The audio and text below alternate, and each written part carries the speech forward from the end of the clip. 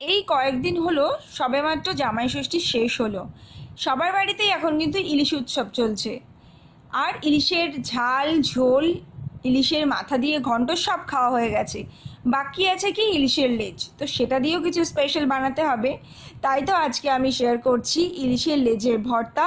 Priyanka's food ডায়েরিতে আমি প্রিয়াঙ্কা আজকে করব কচুর মুখি দিয়ে ইলিশের লেজের ভর্তা।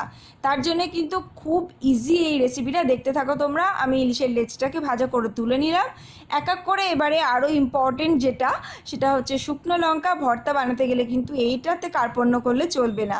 শুকনো লঙ্কা ভাজা করে তুলে নেওয়ার পর আমি নিচ্ছি পেঁয়াজটাকেও আমি ভাজা করে নেব। ভর্তাতে কিন্তু লঙ্কা পেঁয়াজ এই ভাজাগুলো ভীষণ খেতে ভালো লাগে, তো তোমরা অবশ্যই ট্রাই করে দেখতে পারো। আর যারা এখনও আমার চ্যানেলটাকে সাবস্ক্রাইব করোনি তারা কিন্তু অবশ্যই সাবস্ক্রাইব করতে ভুলো না।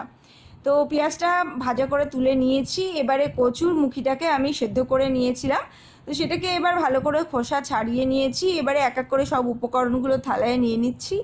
লেজাটা রয়েছে, তারপর শুকনো লঙ্কা, তো নুন দিয়ে শুকনো লঙ্কাটাকে ডলে সবটা খুব সুন্দর করে মাখিয়ে নেব। আর ইলিশের লেজ ছাড়ানো কিন্তু সব থেকে সহজ আমার কাছে। যদি তোমরা এই পদ্ধতিটা শিখতে চাও কি করে লেজের কাঁটাটা ছাড়াবে, তাহলে আমাকে কমেন্ট করতে ভুলো না, আমি অবশ্যই সেটা তোমাদের সাথে শেয়ার করব। তো এবারে একটু তেল দিতে হবে, সর্ষের তেল, কাঁচা সর্ষের তেল বেশ খানিকটা পরিমাণ দিয়ে এটাকে খুব সুন্দর করে মেখে নেব। আর তোমরা কিন্তু এটাকে গরম ভাতেই ট্রাই করো, গরম ভাতেই এই রান্নাটা খেতে বেশি ভালো লাগবে, ঠান্ডা ভাতে কিন্তু একদমই ভালো লাগবে না।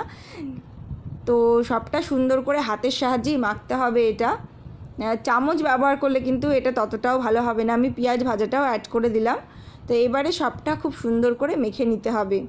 তো তোমরা কারা কারা এটাকে ভর্তা বলো, কারা কারা এটাকে মাখা বলো, সেটাও আমাকে কমেন্ট করে জানাতে ভুলো না। আর রেসিপি ভালো লাগলে অবশ্যই একটা লাইক করে দিও। আর যারা এখনও আমার চ্যানেলটাকে সাবস্ক্রাইব করোনি তারা প্লিজ সাবস্ক্রাইব করো। আর যারা অলরেডি সাবস্ক্রাইব করেছে তাদেরকে তো অনেক ধন্যবাদ। আর তোমরা কি কি নতুন রেসিপি দেখতে চাইছো সেটাও কিন্তু আমাকে কমেন্ট করে জানাতে ভুলো না। তো আমি তো এবার এটাকে মেখে সুন্দর করে গরম ভাতের সাথে এনজয় করতে চলেছি। আর তোমাদের কি খবর অবশ্যই আমাকে জানিও, কে কে ট্রাই করলে এটা সেটাও আমাকে জানিও। দেখা হবে আবার নতুন ভিডিওতে, ততক্ষণ পর্যন্ত সবাই ভীষণ ভালো থেকো, টাটা।